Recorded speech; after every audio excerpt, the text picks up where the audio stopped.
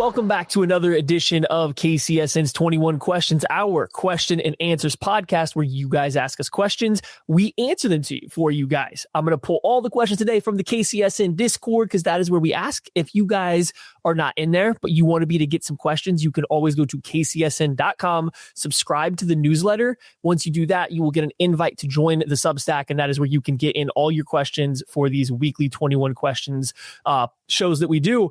Without further ado, I am joined by one of the OGs in the Chiefs podcasting and fan space himself. Dirk, how you doing, buddy? What's up? You call me old? I can call me old. Well, listen, I'm famously very young. I have not aged a year in about 7 years now.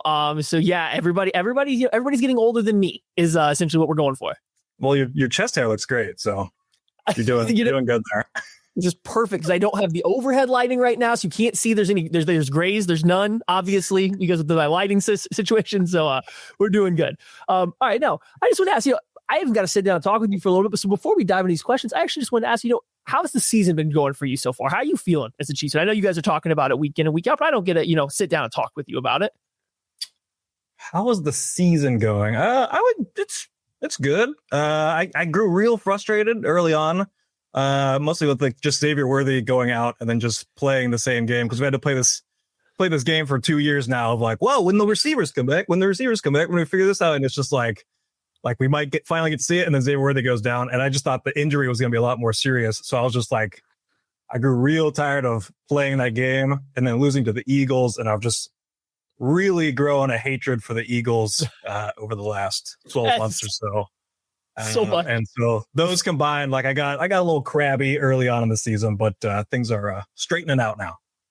Yeah, vibe. I mean, we've been talking about, I think, all week. Vibes are really high right now. It's really fun when your offense, when you have Patrick Mahomes plays good. Defense, obviously important. It's a lot of fun to watch good defense. But when your quarterback's Patrick Mahomes, it's more fun when the offense is really clicking. And that's what we got right now. So our first question, kind of, semi-related to this, from Morrowland_V, and this was directed at Nate Taylor, but I think we are going to answer it. So they asked about Nate Taylor and his impact, I guess, about the ESPN power rankings. We obviously are not Nate, but we're going to react. So Dirk, we talked about it just before this. The Chiefs dropped from 7th to 9th in ESPN's power rankings after comfortably beating the Detroit Lions, who were first at the time, have now dropped to second. What do you make of that? And confirming many conspiracies out there. I think they must think those are going to expire after this week. They just wanted to get us to 3-3, and that was it. What do I think of that? I that is a hard one to make sense of. Maybe some middling teams that played great and moved ahead of them. Moving them. I could see them at 9th. I think that's fair because right now they're not even in the playoffs. So it's kind of wild to see them on top of all these power rankings, which I also get because of their track record. But I don't think it's that crazy to have them at 9th in your power rankings, but dropping them after beating the Lions, who I think you just said they had at number 1 and they're number 2 now. Yeah. That's a pretty hard one to justify. Yeah, and the teams that jumped in, the Green Bay Packers, who were 3-1-1. So, okay, just based on record, I can see how you would want to keep them above, and they're coming off a win. That big win over the Bengals just it really swung some people. Oh, I got to jump them over. And then you get the Rams, who beat the Ravens with Cooper Rush. They're 4-2. You got to get them up over the Chiefs. And then finally, and this is the one that makes the most sense, the Seattle Seahawks, who are also 4-2, but they just beat the Jags, who had beat the Chiefs, even if the Chiefs were better. So at least one of those kind of makes sense. And even based on a record, I guess I can kind of get how you get there. I just think it is funny that the Chiefs go out and beat your top team, and then they fall down 2 spots. Once they now have a 500 record, they were below 500, but good. And now they're 500, but worse. It was a funny situation. It's also just a guaranteed way to get some engagement, like crapping on the Chiefs right now. And it's just you saw the DraftKings had their QB rankings list that came out. And smart. And I think they had Mahomes on the 4th row. He was right next to Justin Fields on that little graphic. It was what? And it's just it's very transparent. I think that they're just well, people are going to run with this and go nuts and gauge the hell out of it. So I guess that's just the thing to do. I glossed over that DraftKings thing because I also saw that Josh Allen, I think, was in the tier 3 spot. So I was like, oh, this is 100% to get people upset, which at that point, when you make it that obvious, good. Round of applause for you. Get anybody willing to engage is kind of funny, but the power rankings are a goofy one. We got one here it's from Craig is great. Also Grayson Jasper. So he asked, what would you name your own personal segment? If like on your show, you guys have your own show. If you had a segment that was just you talking for roughly 7 minutes, what would you want to name it? We have 7 minutes with Craig, where he comes back on Wednesdays, where we just give him 7 minutes, nice sultry music, and just let him talk about something about the games. What would you name your own segment? Something, if you had that every week.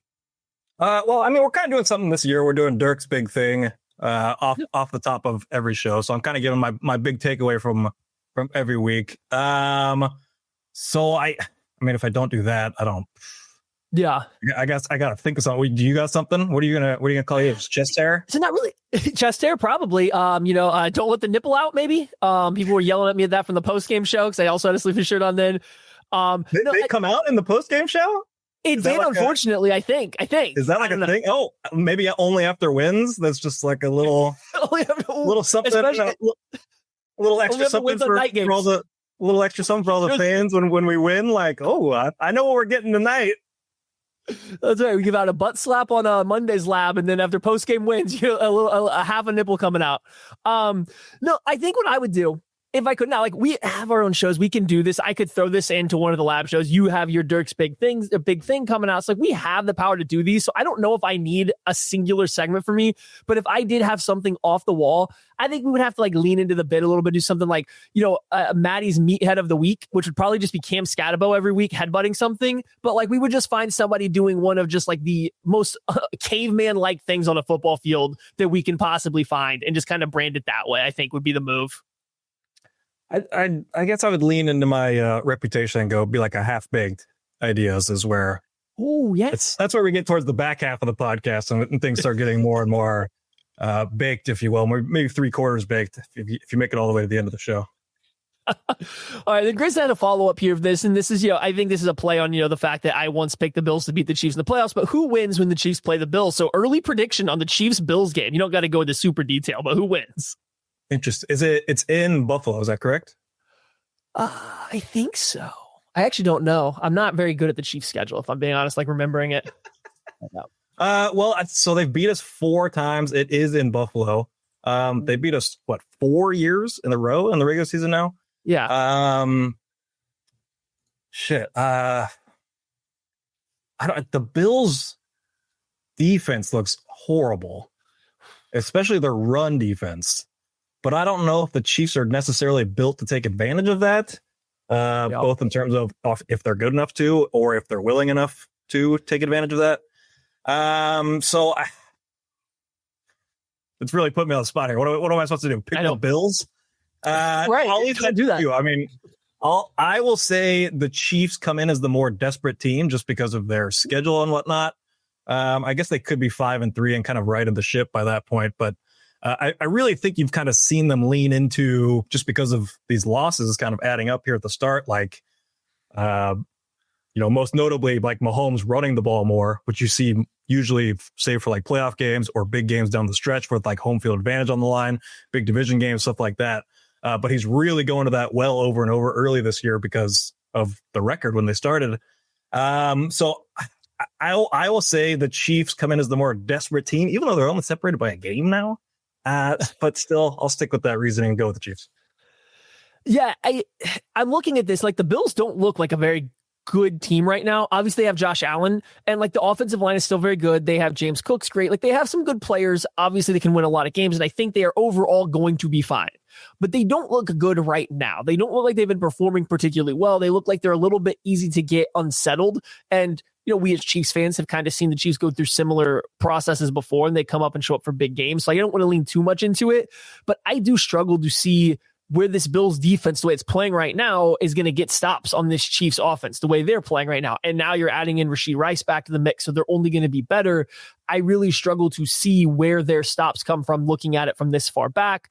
On the other hand, I do think Spags can cook up enough defensive game plans to get a stop here or there at a pivotal moment. I do trust him more than I trust the Bills defense right now. But also to your point, the Bills won 4 straight versus the Chiefs in the regular season. They seem to take these games, I don't want to say more seriously, but they have a little bit more desire to win them, that they're kind of going out of their way to empty the clip, so to speak, in those games and get the win. So that's why I think they usually come out. And so for that reason, I'm going to pick the Chiefs. I'm not going to be here about picking the Bills. It almost makes it like worse for them. Like I have a Bills friend here, and I kind of want to ask him, like, do you even want to win this game? Because the streaks of losing, or of them winning in the regular season and losing in the playoffs, would almost make me just be like just lose. Like, I'm tired of both of these streaks going on at the same time. And so, like, I just don't want the embarrassment of, like, go ahead, win in the regular season, like, see if we care. Also wanted to get your thoughts though on, because the Bills, they lean into the running game way more than people, want to talk about. And so that's kind of what drives the offense now, ever since they changed their coordinators back, what would be like the end of 2023 or something like that. So the Chiefs run defense numbers, whenever I see like the nerd stats come out on the Chiefs run defense, they're always towards the bottom, like bottom 5. And I have the belief when I'm watching them that I don't think it's a problem. And I kind of trust the run defense. Like, I think they can do it. Some of it's, I think, QB rushing numbers kind of skewing these a little bit. But I want to get your thoughts on, do you trust the Chiefs run defense? Because I do, way more than those numbers would suggest.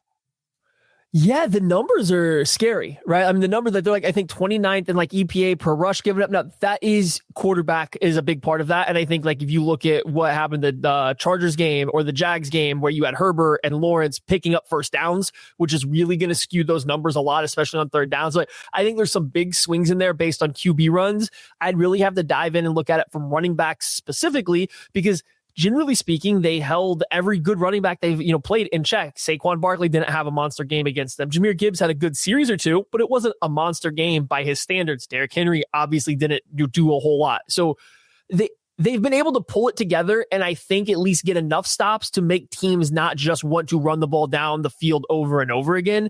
And then, like, sometimes when I watch, I'm with you. Oh, here's Leo Chenal blowing this play up in the backfield. Drew Tranquil just completely destroyed this lead blocker, and they had nowhere to run. So this is working. Other plays, I watched Derek Nottie get driven 8 yards down the field by a single drive block. Or I watch Chris Jones get walled off by a single guard. And I'm just like, well, I can also see why you would want to run on the Chiefs. So I go back and forth. I think it's fine. I think the run defense isn't good, but it's fine. And it's not enough to cause me significant concern, I think, from what we have seen so far, I guess. So they're outplaying, I agree with you, the stats for sure. Yeah, I think they're like fine with teams wanting to run it. Like that Lions first drive, like if you just want to hand it off and work your way down 4 or 5 yards at a time, we're not going to let you pop any big runs, but you're going to really have to earn this over the course of the entire game. And they're just kind of fine with that. But if push came to shove, I think they could show up and shut down the run when necessary. Yep. And so that Lions game in particular, I'm going to try not to get too deep into it, but like, they did a good job run blitzing. Like, after about like the first quarter and a half, all of a sudden you saw these linebackers were no longer trying to read it out and then attack, or even coming straight downhill. They were run blitzing on an angle. So they were slanting the linebackers behind the defensive line. And I think you saw a lot of good success with that. And so once one of those first down runs becomes a 1 yard run, or two of those happen at back-to-back times you tried on 1st and 10, you're like, well, I don't want to be in 2nd and 9, so maybe we don't run every first down. Like, all it takes is a couple of those kind of plays to show up to really slow down a run game. So I do think the Chiefs defense has been pretty good at going that route, which has been big for them. And I think that's where the run defense really kind of shines a little bit, is they are getting those one big stuffs or two. All right, Kyle C has a couple questions here for this first one. Have you ever just sat back and thought, I am a fan of the greatest team and quarterback in the world after just less than 15 years ago, wondering if anything was ever going to get better when it comes to the Chiefs? It's just essentially asking, 15 years ago, could you imagine being in the position you are now as a Chiefs fan? Have I ever thought that? I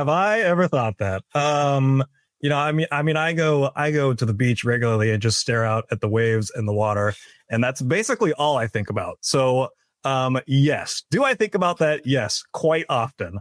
And I try to portray that to Chiefs fans, because I feel like a lot of the time Chiefs fans are kind of down in the dumps and the reactionary to stuff. And it's just like, man, you always have to step back and just enjoy everything that's happening, because Mahomes already up at 30 years old right now. Like, it's not going to be around forever. Like, the Chiefs will never have a better stretch of football. Maybe no NFL team ever will have a better stretch of football than what we are currently experiencing. So like, if you can't enjoy this as it's happening right now, then what are you watching for? Like, what are you here for? Did I ever think it was possible 15 years ago? Absolutely not. I would have been happy with one Super Bowl. That's like one Super Bowl while I'm able to like enjoy it of able mind. That's all I really ever would have really asked for. And we've done that and way more. So what, 15 years ago, we were looking at Todd Haley coaching our Kansas City Chiefs. We were getting the okay Matt Castle season, I think, at that point in time. Like this was where he was playing okay. You had Jamal Charles and Thomas Jones, league's best rushing offense. Defense was up and down, but at no point in time did you ever really think the Chiefs were going to make a Super Bowl run at that moment, right? Like after you got past that 1 year with Trent Green and that offense with everybody really, really clicking, and then you lose to the Colts, and it's just devastating. There was never really a hope like, wow, they're about ready to make another run. So yeah, 15 years ago, it was literally like, how do we get back to being that relevant team again? I just want to be that. I just want to not be sad for the, come November watching this team. Let's just be relevant. And Andy Reid kind of came in and immediately did that. He immediately made them relevant. But then going from that to not just perennial Super Bowl contender, but favorite and winning multiple. And it is kind of crazy to go back on that journey from time to time. And I probably should go back and revisit that mindset a little bit more frequently than I do. Cause I mean, we're 7 years into it now. And it's just like, oh, we expect to be in the Super Bowl. Oh, they lost this game. They lost 2 games in a row. Why aren't they playing better? And it's really easy to kind of lose track of where they were as something as simple as 15 years ago. When again, Todd Haley and Matt Castle were your head coach and quarterback combination. I mean, I was writing that season. I was writing an article on my personal blog about how I think they lost to the Ravens in the playoff game 30-7. And I was writing an article about how it really wasn't like that big of a blowout. Like if a few plays went different here in the first half, because I think it was like 10-7 or 13-7 at half or something, and we missed the 4th down. So I was like, it really wasn't that big of a blowout. Like if a few things just go different, this could have been a game. But yeah, thinking of seasons where the absolute worst is if your season's over like in September, because you're looking for this. You want to enjoy the NFL for 4 or 5 months. Like it's my favorite thing in the world. So if the season's over in September, which it was numerous times in those 2000s, that's just the worst feeling in the world. Because now you're stuck watching this team for 15 meaningless weeks of football, and it's just a horrible feeling, and you're just begging to be like relevant. Like give me 9-7, and I'll just be fine. Like being in the mix, like in the hunt on that little graphic at the end of the season. That's like I would have taken that for sure for some of those years. No, absolutely. And now we're to the point to where if the Chiefs were in that range or even considering just trying to be in that range, you're like, oh no, this is terrible. How could they be this bad given what they have? So it's crazy how far we've swung the other direction. Essentially, Andy Reid plays a huge part, and Brett Veach and all the other pieces. I don't mean to make it very singular, but I think we have seen throughout the NFL's history, when you have a quarterback of this caliber, that player kind of by himself does have that biggest swing. So it is crazy how everything has worked out in this timeline for the Chiefs to get Mahomes when they did, while still having Andy Reid with enough fire to continue for as long as he wants to. So it's been great as Chiefs fans. I hope we get to do a lot more than what we have so far, because there was some gross years in there. I mean, 15 years ago, we're 2 years away from the Romeo Crennel bottoming out team, and that is tough times. And just to finish that, like a couple weeks ago, whichever game it was with Tony Romo, probably the Ravens game, and he just kind of sneaks in there at the end. Like Mahomes wants to play into his 40s, which I'm not sure if he's said before, like on the record or anything. And I don't know if that was even on the record. But it was clearly like a conversation they had like before the game, like the pre-game meeting or whatever with Mahomes. And just for him to slip that on in there, and that for that to be his intention, because you never know. I mean, what if he gets bored? You know, he wins a lot when he's young and wants to retire at like 35. Like we're seeing some players retire super young. Andrew Luck goes out when he's 29 or whatever. Like you never know. But just to hear him say that, like, that's what he wants to do. Like, I was like, this is the greatest thing I've ever, like, forget the game. Like, cool, we won, but like 10 more years of this? Hell yeah. No, perfect. All right. Oh, all right. We're going to be right back. We'll get to some more questions right after this. We're going to take a quick break, and we'll be right back. Calling all Chiefs fans, you could be on the field at the 50 inside GEHA Field for the official coin toss at a Chiefs home game this season. Visit Chiefs.com/GEHA now. Enter to win a chance to be on the field for a once-in-a-lifetime view of the pre-game coin toss. Plus, you can score other exclusive prizes. Enter for a chance to win at Chiefs.com/GEHA. GEHA is the proud partner of the Kansas City Chiefs. I'm Brett Goodwin, one of the owners of The Learning Tree. The Learning Tree is a neighborhood toy store in Prairie Village, Kansas. This has been here in this location since 2000s, and my husband Alan and I purchased the store in 2023. Alan and I grew up in families where we've always wanted to have a business together. Alan grew up, for instance, his parents had a jewelry store. I worked in a local toy store here in Prairie Village when I was growing up. When this opportunity happened in 2023, we knew right away we wanted to contact them and pursue the store. We wouldn't have been able to get the store without the team at Emprise Bank. From the day we contacted them, they knew what we needed to do, which was very helpful. I would absolutely recommend the team at Emprise Bank to anyone looking to secure a business. We worked with Emprise from day one. They were extremely helpful. They were always great resources. We talk to them frequently. They know the area. They're very friendly. We know who we're going to talk with, and they know what we need to do. We hope we'll see you at the Learning Tree. Welcome back to KCSN's 21 Questions, our question and answer podcast. Dirk is here with me, and we are in the middle of answering some questions from Kyle C. So he had asked us one right before the break. Now we got another, and this one's, I think this is a little bit less of a deep thinker, a little bit more looking, not so much looking in the past. Would you be able to gain 1 yard in the NFL if you were to run, he says duo, behind Creed Humphrey, Trey Smith, and Kingsley Suamataia? But any run you would like, do you think you'd be able to gain 1 yard running behind the Chiefs' interior offensive line? Is this like a third and one? No, you're right. That's the. I don't even know. I don't even know if like a Chiefs running back can line up and pick up a third and one if we just ran like a straight running play. If you put me on the fullback dive play that we're doing in our short yardage, I think I can do that. I might break in half, and I'm sure like I would need back surgery afterwards. But I think I could get a yard, especially if give me like a 2nd and 18, like something like that, a little more space to operate. I can hide behind those blocks. Yeah, I'm getting a yard. It's like that's where this kind of thing gets out. Because you're right. Like if it's 2nd and long, and you're out there just randomly, and they're like, "Oh, hey, we're gonna try to sneak in a 5-yard run here." Maybe you won't get 5, but you'll probably get to the 1 when everything's spread out. And like I would agree.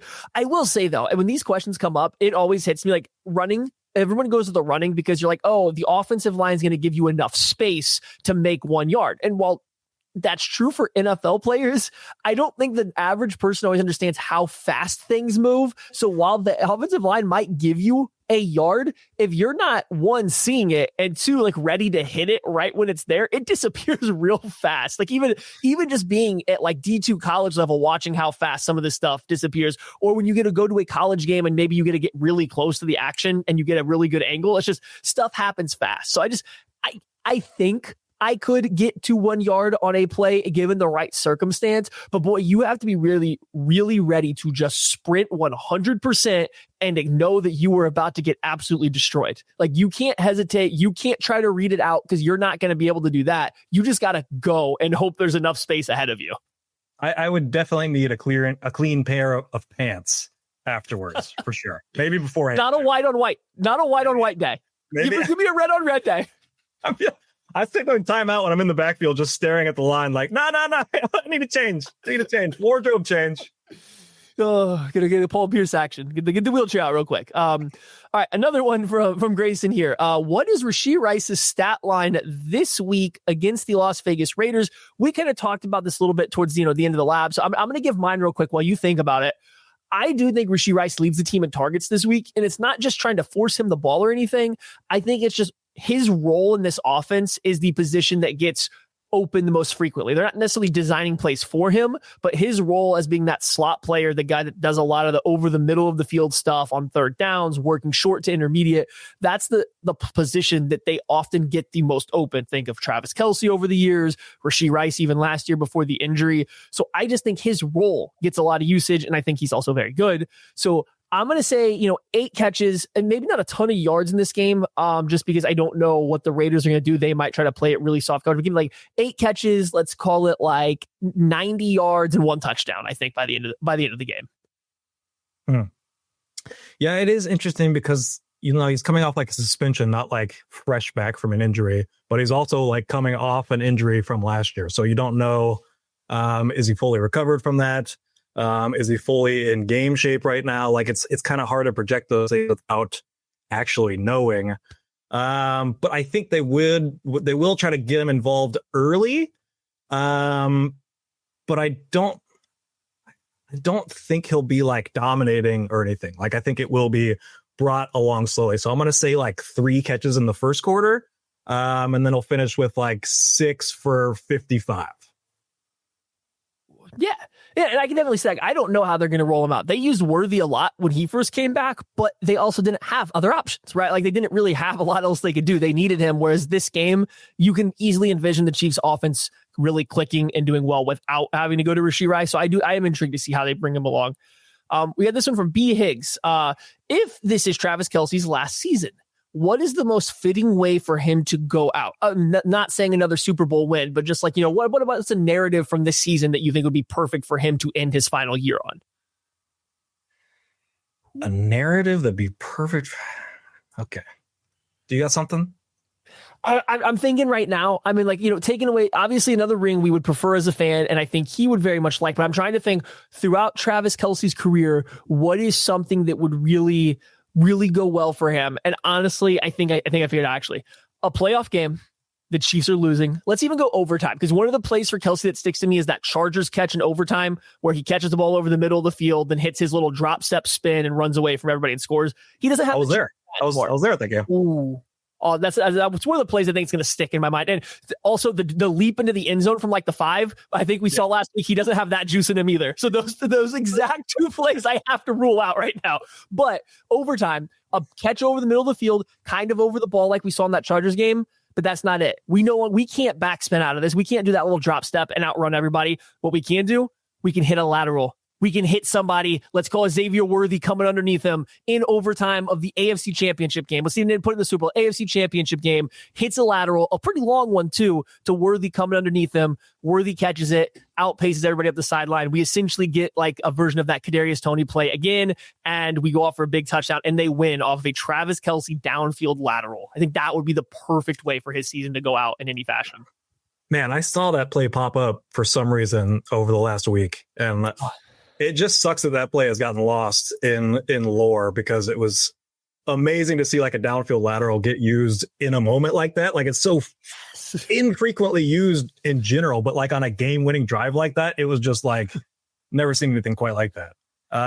So yeah, you're kind of thinking of things you can get retribution for because he's accomplished so much. So you could go the accomplishment route and have him beat, like, because he's still behind Jerry Rice in a few of the playoff records, so like scores the game-winning touchdown while he passes Jerry Rice for, I'm not sure which ones he's behind. I think he's behind in yards and touchdowns still, and he's passed him in catches, so maybe passes him in yards and touchdowns for the game-winning touchdown, or he can get retribution for one of his, I don't know if I'd say a low moment, but when he threw his pass against the Giants, that was not a highlight of his. So if you could, I think if you could like ask him this question, he'd be like, "Give me another chance to throw it. Like let me sling the rock in the Super Bowl and it completes something downfield, maybe even against Andy Reid's wishes, because I know he was not supposed to throw that ball downfield. That was a very specific one read. Travis, throw it here or tuck it and run, and he did not follow that. So maybe going against Andy Reid's wishes and chucking it downfield in the Super Bowl for some kind of throw.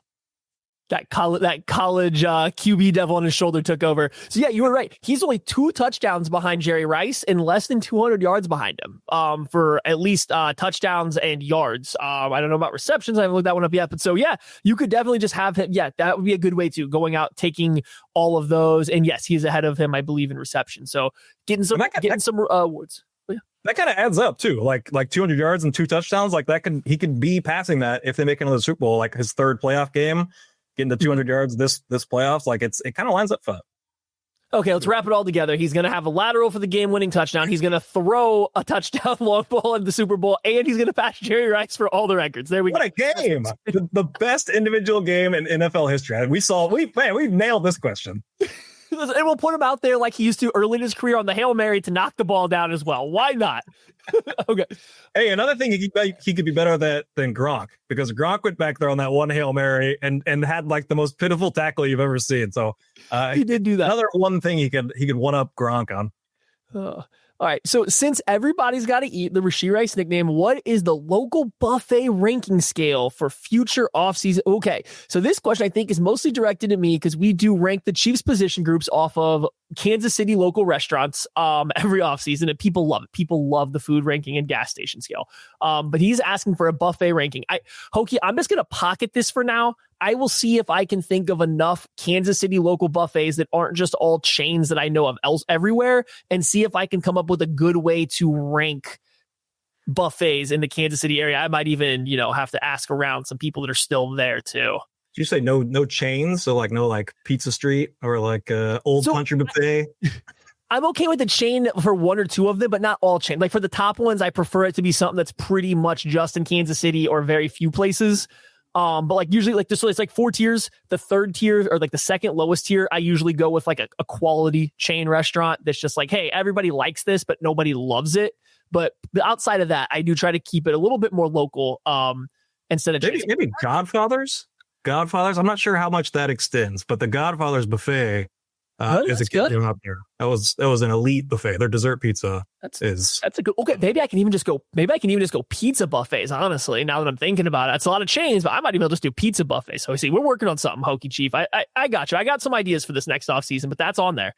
All right, Casey from KC, what's the most gourmet meal you make at home occasionally, and what wines do you personally like most? Woo. Okay. You have a gourmet meal you like to make? I mean, me personally, I basically cook about one thing, and it is a chicken Alfredo pasta. So I am not making. I kind of help out with the chili that we're making, but I leave most of the cooking to her darkness because she is much more schooled in that. Wine, I'm a Carmenere guy. I like to get I like a dark red, a deep red. So that's usually what I'm sticking with. Okay. So I'm not a big wine guy. If I do have wine, give me I think a red. I would rather be a little bit dry than too sweet. So like a lot of the white wines that I have ever had have been a little too sweet. It's not a big wine guy, but gourmet meals, similar to Dirk here. I don't do a ton of the big meal cooking. Like I do stuff, but I wouldn't say anything that I cook's gourmet. I grill and I smoke some meats, but I don't even usually deal with the majority of the sides. So I feel unfair saying that's a gourmet meal. I just kind of get, mostly work on very basic meals. So I'm trying to think here if I have anything that I particularly cook. I've made some homemade pasta sauces before with some tomatoes, and I do a pretty good job with that. Right now, I've been a big on this was actually from Chief Bearcat, friend of the show. He has smoked some pork tenderloins and then turned them into barbecue sandwiches. And that was something I never really considered before he did that for one of our golf tournaments. And so I've been doing that quite a bit lately. Again, not gourmet, but something I do like to do. So yeah, I'm not so much of a real chef, I would say. I'm more just like a griller. I've got a much better answer. So I'm a big cereal guy. But what I like to do is mix 2 different cereals together. Oh, here we go. And you can get to some real fun combinations. The top of the line is Raisin Bran Crunch and Cinnamon Life. Cinnamon Life, the best mixture cereal. You can mix just about anything with it. Big cinnamon guy. So just throwing that in there with different types of flavors. So I really start to cook when it gets to different cereals and mixing them. I like this. No, this is actually the better way. Yeah, this is definitely a significantly better way to go. I'm trying to think if there's cereal mixing. We have some form of healthy cinnamon cereal, which is fine on its own, but not great. But I do like to mix that occasionally with whatever the kids cereal I have around. I have noticed it has gone very well with and I didn't think it would work, but it's gone very well with Cocoa Puffs. So just some Cocoa Puffs and some healthy, I think it's I forget the name. Maybe it's Catalina Crunch from Costco, but some kind of healthy cinnamon squared cereal, but mixing those two together is pretty good. So yeah, I like this idea a lot better than thinking of an actual meal that I cook, because there's not a lot of those. You need Craig for that. He's the chef around here. Ryan cooks. Ooh, yeah, well that's wrong pod, guys. You guys got the right pod, just the wrong people. Oh yeah, Crack and ride for that one.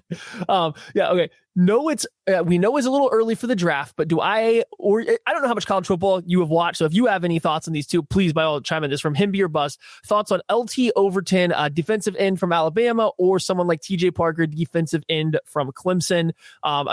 Just starting with first for me.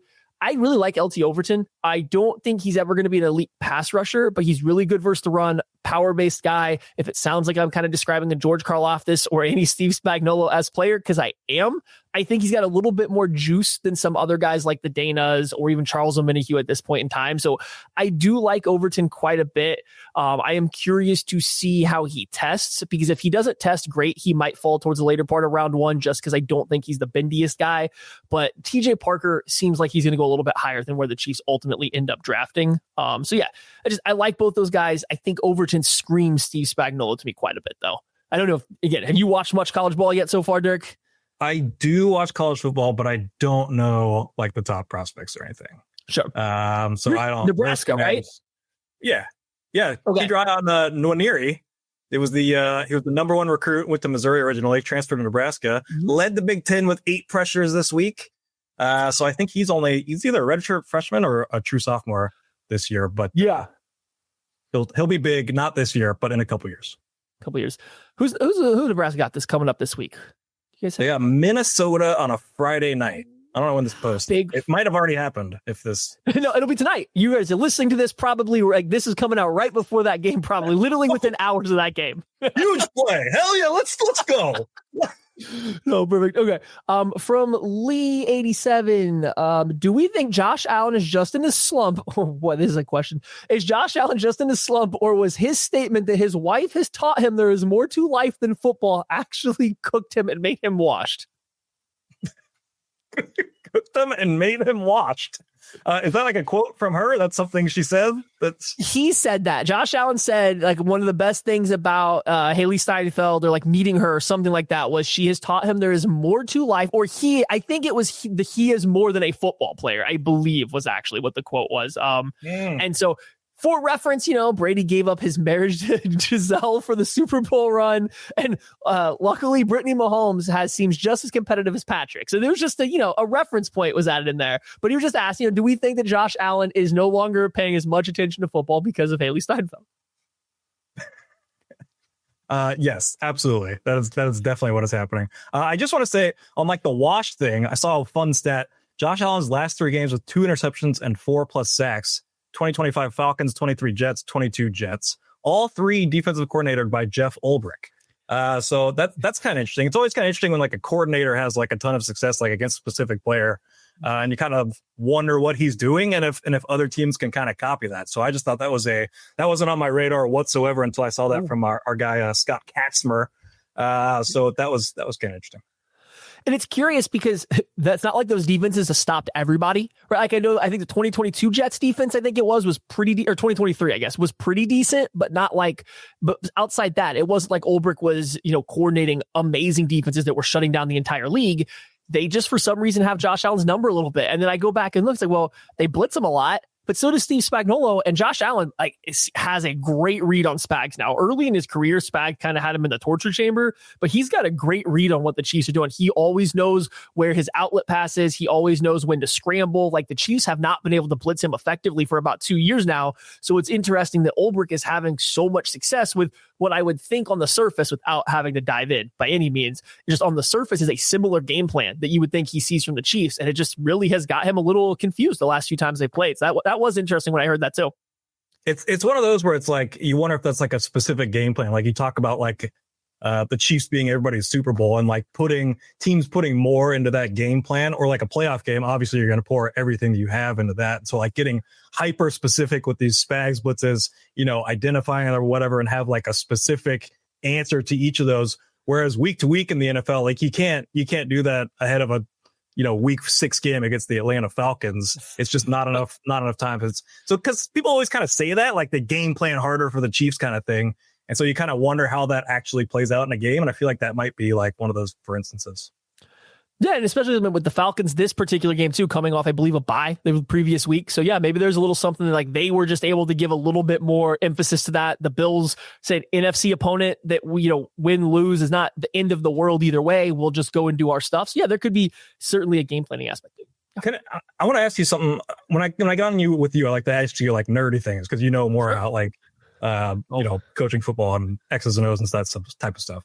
The Chiefs don't do like twists and stunts hardly at all, do they? Because I feel like the Falcons were really doing that and having a lot of success. And it feels like that's a good way to like generate pass rush if your front four like isn't that strong, which is kind of a situation I think we're kind of finding ourselves in. So like, is that something the Chiefs could do? Is that something that Spagnuolo doesn't really do?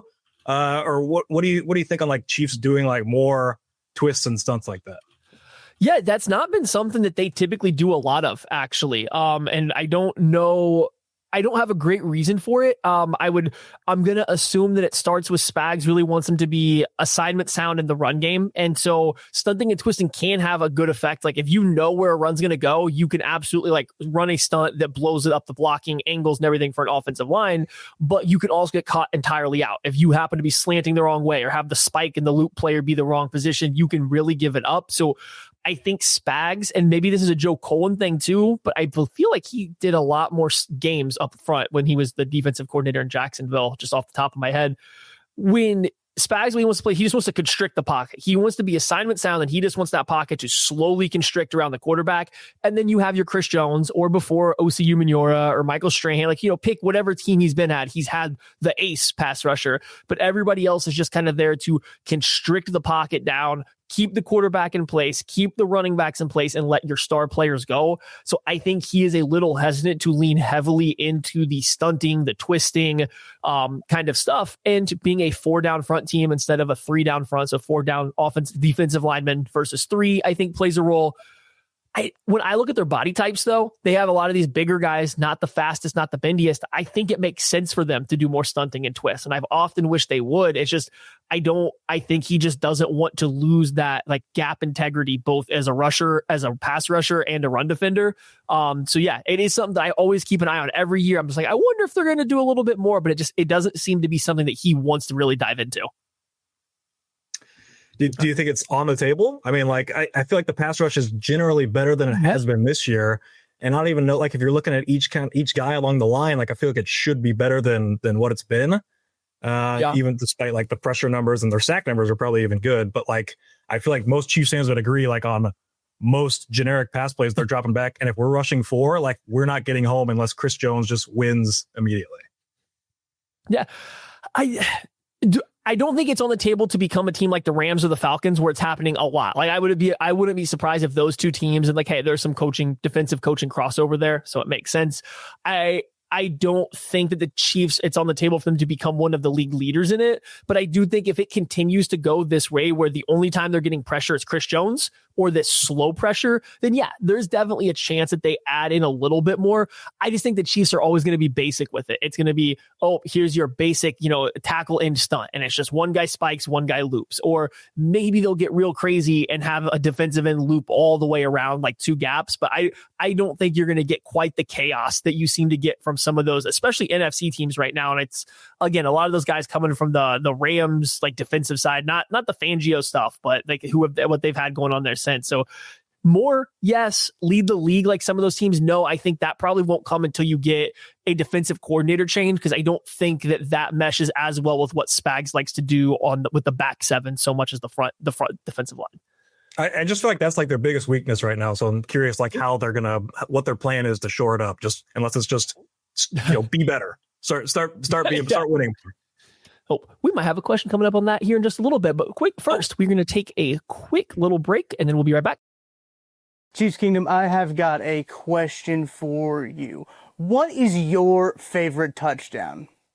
Well, for me, I can confidently say that my favorite touchdown, it's the next one, because with DraftKings Sportsbook, an official sports betting partner of the NFL, every touchdown could bring you closer to cashing in. From the first touchdown score to anytime touchdown props or the thrill of live in-game betting, every snap is loaded with opportunity. From spreads to money lines, same game parlays, regular parlays, you want it, DraftKings has got it. Here's the best part. Bet just $5, and if your bet wins, you'll get $200 in bonus bets instantly.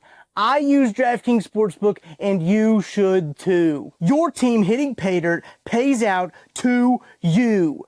Download the DraftKings Sportsbook app now and use code KCSN. That's code KCSN to turn $5 into $200 in bonus bets if your bet wins. In partnership with DraftKings, the crown is yours. Gambling problem?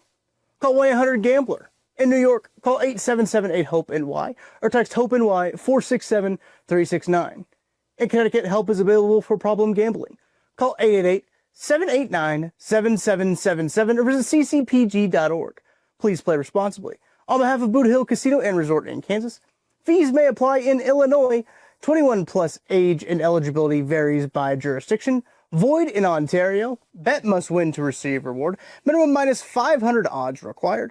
Bonus bets expire 7 days after issuance. For additional terms and responsible gaming resources, see dkng.co/audio. Welcome back to 21 Questions. We are wrapping up this thing here. I have 3 more questions for myself and Dirk, and I teased it a little bit. I'm going to let that one sit out there for a little bit. We're going to start with this one from Hokie Chief. Asked us another one. If Clark Hunt said a new stadium was happening, what would be your top 3 must-haves in the new place? So, like, what would you want in a new stadium if the Chiefs were to build from scratch and not redo the current Arrowhead Stadium? What would you want there to be in there that you would have to have on the docket? Well, you got to bring back Gary Glitter. That's first and foremost. I really don't like the new, like people pointed out on Twitter all the time, but like the new stadiums, they're all kind of starting to look the exact same. Like that Bears one came out and it looked a lot like the Chiefs one, and it looked a lot like somebody else who had a new one come out. But those are more like renderings, so I don't know if those are all playing out yet. They kind of like just make it look fancy. And like that Chiefs one, like at first it looks cool, but then it's like, man, it kind of loses all its character. So like I would want to keep as many references, if you want to call it that, to the old Arrowhead as possible. Like the turnstiles and the corners would be great. Yes. Just anything like that that's going to kind of remind you of the old Arrowhead, because I love Arrowhead and I don't want it to just become this, soulless new age fancy stadium where it's just like Bill Simmons kind of talked about when the Patriots built their new stadium, and this would have been probably like 20 years ago now, and he just talked about how it felt dead and it was nothing like the old Foxborough, and they just kind of hated it. And that was kind of like in the midst of their dynasty. So beyond that, the one thing that I always thought was really cool was Seattle, how they kind of built theirs to create noise. Like they kind of built the stadium specifically for noise to like echo and be louder. Like, I don't know why every team wouldn't lean into that specifically, and maybe they do. I don't know. But yeah, I would obviously you want it as loud as possible. So I would lean into that as well. Yeah. So Hokie Chief, go ahead. I had one more thing, but I can't say it. Go ahead. Hokie Chief did his were no suites in the end zone. He wanted to still have real grass and for there to be tailgating space. I didn't want to throw his in there. I think those are all right. Yeah. Gotta have the tailgate. Dude, if they did away with tailgating, oh man, there'd be a riot. There's a lot of NFL stadiums that don't do it that way, but like, no, they have to have that. It's got I agree with those 3. I want grass. I don't want the turf. I don't want your, all that stuff. No, I like the grass, and I think the players prefer the grass too. So give me the grass. Give me a tailgating space. I agree with those. I really liked yours with like the ramps and the turnstiles and the corners. I actually really, it doesn't necessarily look the prettiest, but that's part of the thing of giving it character. It makes it look different than just escalators, than just plain old escalators. So I like that. I like keeping this. Oh yeah, go ahead. Sorry, some of the happiest Chiefs memories of my life is walking down those turnstiles after a win and banging like that tin sign or whatever it is, in my hand just being bruised to all hell because I'm walking the entire way doing the Arrowhead chop. It's so loud, that thing, and everyone's there. It's the best. So yeah, keep that. Fun. That's so fun. I agree. That's a great one.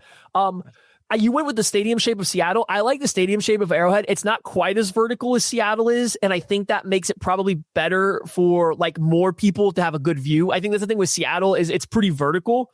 It's a bowl. It's like a very vertical bowl, so it keeps the sound of it, which is cool. Like I have no issues with it. I just wish KC can't go flatter than what they do. I think a lot of new stadiums try to maximize seats and viewing, and so they have it a little bit more open at the top, and it kind of becomes like a wider mouthed bowl. Is the only way I can explain it.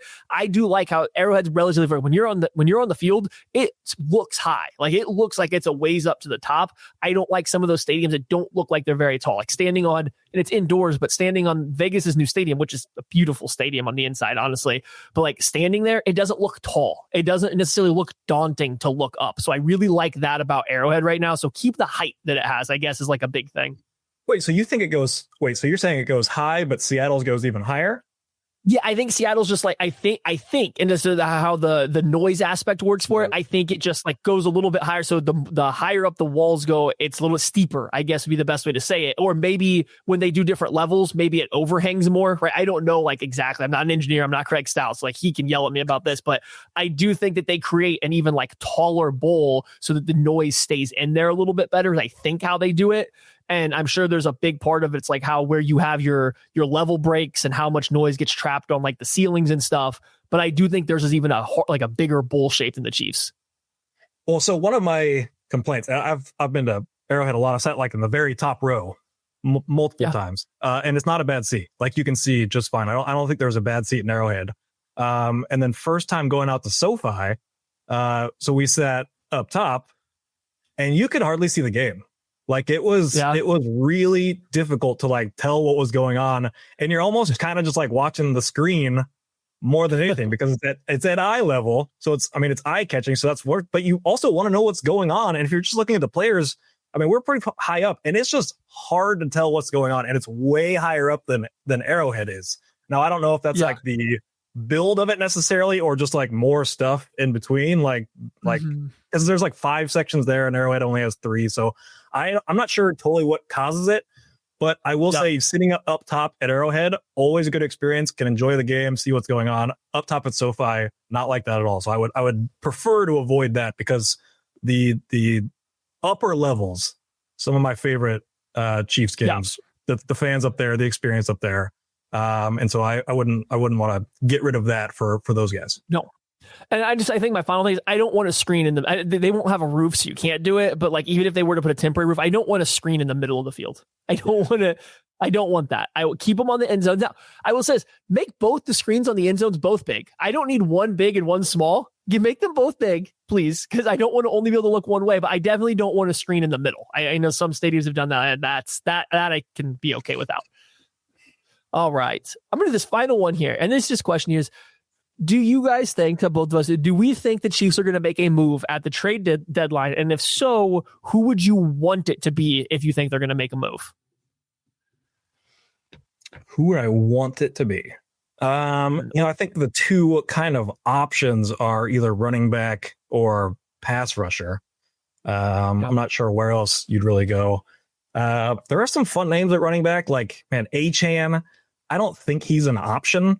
But man, he's explosive. There's lots of Jamal Charles to his game, just the way he can move laterally and just eat up chunks of yardage. But I wouldn't think the Dolphins would come off him, even if they're, not any good. Breece Hall would be great, I'm sure. There's some other running backs that were thrown around that were fun. Pass rusher just seems so much harder to obtain. Just because running backs are less valuable, so it's going to take a higher draft pick, and it's for a lesser quality player, kind of. But I will say, I saw some names thrown around the other day, and Calais Campbell was on there. Calais, I know he's old, but man, I saw him flash a couple times in whatever game. I don't even know. Is he playing for the Cardinals again? Is that where he is? I think so. Or did he do that last year and he's on to somewhere else now? I am not keeping. He's played way too long. I can't keep up anymore. But I saw him flashing a couple times. Like, damn, Calais still has it. Like, in every offseason, I'm like, man, should we make a play for Calais? I don't know. He's like 37. But like, bringing in players like that who will just do like anything it takes to win. Like, he hasn't experienced much winning in his career. So if you can give him the opportunity to like chase the Super Bowl, I think it's really important to have those types of players around because it kind of energizes everybody else. And they're like, well, we got to win this for Calais. Like we got to get Calais a ring. Like everybody in this locker room pretty much has a ring basically. So it's like, last year they're like, we got to win one for Kareem, you're just kind of always searching for these guys who have not won a ring yet. And you kind of want to rally around them. So I think having those type of people is important. And I think Calais Campbell kind of fits that box. Yeah. I like that one, especially if there is if he's after a quest for a ring. I know if he is with the Cardinals, that's where he started his career. So maybe he's happy just kind of riding it out there. I don't know. Running back, I think, is the most likely because they're going to be the most available. Teams that are looking to get draft capital and then move on will be like, yeah, that's fine. You can have our running back no matter how good if you're going to give us draft capital because it's a running back. And the Chiefs are maybe in a position where a running back can essentially be traded for and dropped in, and you're probably going to get a better return than what you're currently getting that's out there. So I'd say running back still seems the most likely. But if I were to make one, I would see what the Dolphins would want for Jalen Phillips. And now they would, I think, have to eat a vast majority of his contract because he's on his 5th-year option right now. And the Chiefs don't have a ton of cap space. But the issue is he's been hurt the last 2 years, and he obviously had medical issues coming out of UCLA, then to Miami. So you don't know entirely about the medicals. But if this is a guy, if he is healthy and he plays anywhere like he did, 2 years ago before being injured, which again is a little bit of a question mark, if he can come back and be healthy, like you get yourself a better pass rusher than George Karlaftis. I don't even think it's particularly close when he's healthy. And that's exactly what this team needs. And the fact that he's on the final year of his contract, the fact that the Dolphins are essentially dead in the water in terms of a team that team is quitting actively on everybody around. So you might not have to part with too much draft capital to get him, given the situation around him, given the injury history. I just think that's a worthwhile swing that also kind of seems up Brett Veach's alley. Former first-round pick, maybe hasn't got to live up to his hype coming or in the NFL because of a extenuating circumstance. So Jalen Phillips is a guy that I would love for the Chiefs to maybe go after, especially if it's a even an early day 3 pick, given the questions around him. It is a little risky with the health concerns he's got going on. Do you think they got the snaps for him? I guess they just kind of lower everybody else.